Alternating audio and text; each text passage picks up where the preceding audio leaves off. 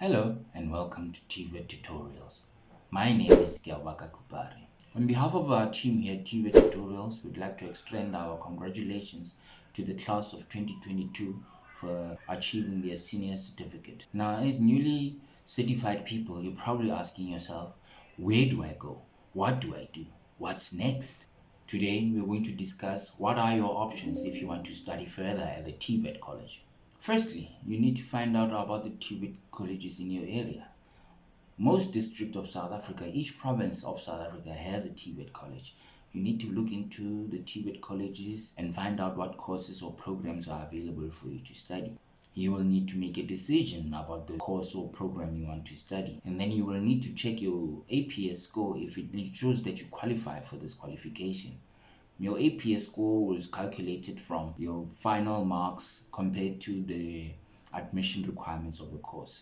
So if you have any difficulty in calculating your APS score, we encourage you to visit your local college student support office for them to assist you.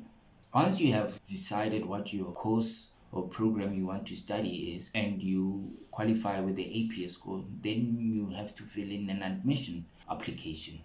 Usually these applications are conducted online on a computerized system. So you will need an active internet connection on your smartphone or laptop, and then you can easily connect to the college website and apply.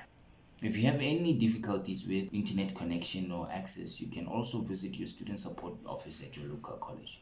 Once you've applied online, you will receive a confirmation email or SMS from the college, and then you'll have to wait for more correspondences when they will invite you to write a placement test.